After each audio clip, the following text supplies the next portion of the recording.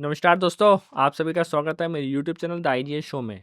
57 लाख करोड़ का बजट हमारे बीच में पेश हो चुका है 2026 में। 1 फरवरी 2026 में जो कि पेश कर दिया गया है, उसमें क्या-क्या चेंजेस आए हैं, चलिए बहुत जल्दी से समझते हैं उसमें मेजरली क्या-क्या चेंजेस आए हैं।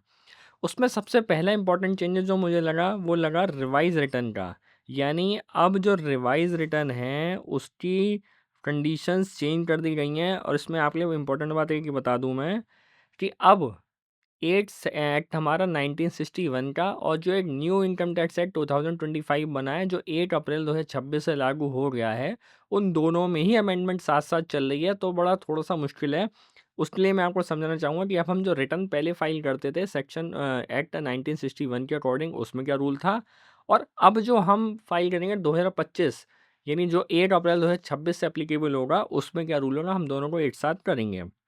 जैसे हमें अच्छे से पता है कि 1961 में जो हम रिवाइज रिटर्न करते थे वो करते थे सेक्शन 139 सबसेक्शन 5 में, जो हमसे कहता था कि भाई आपको अपना रिटर्न उस जिस साल का रिटर्न है उसके असेसमेंट ईयर में 31 दिसंबर से पहले पहले फाइल करना है। उससे पहले पहले फाइल करना है, जो कि 139(5) में लिखा जाता था। और उस सेक्शन में अमेंडमेंट किया गया, उन्होंने कहा ठीक है अब आप ऐसा करते हैं, तो उन्होंने कह दिया कि आप revise return at any time before the end of the relevant assessment year और before completion of the assessment whichever is earlier.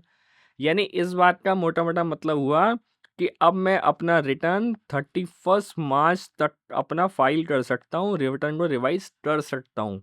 जो पहले कितना हुआ करता था 31 दिसंबर, क्योंकि ड्यू डेट्स बढ़ जाती थी तो टाइम नहीं मिल पाता रिवाइज करने का, तो इस सेक्शन में चेंजेस कर दिए गए हैं 139(5) में। अब आप रिटर्न को रिवाइज कर सकते हैं।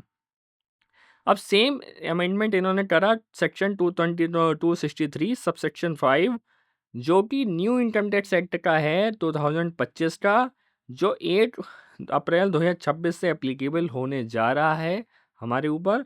उसमें भी ये बात कही है, if any person having furnish a return under section 1 और सेक्शन 4, यानी 1 और 4 में जिसने भी फाइल किया, डिस्क्लेयर एनी ओमिशन और any wrong statement therein, he may subject to the provision of section 4 to 8 subsection B furnish a revised return anytime within 12 months from the end of the relevant tax year or before the completion assessment whichever is earlier। 12 महीने यानी अब clear cut कह दिया जाएगा कि अगर आपको return revise करना है तो आपके पास 31 मार्च तक का टाइम है उस रिटर्न को रिवाइज करने का, जो कि पहले हमारा होता था 31 दिसंबर। तो अब 31 दिसंबर की जगह आप रिटर्न फाइल कर सकते हैं 31 मार्च तक।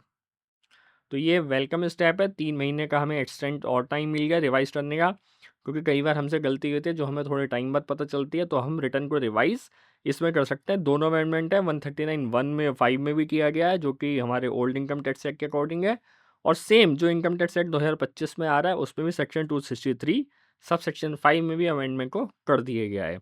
तो ये तो बात होगी हमारे रिवाइज रिटर्न के एक्सटेंशन के बारे में, ये एक अमेंडमेंट है।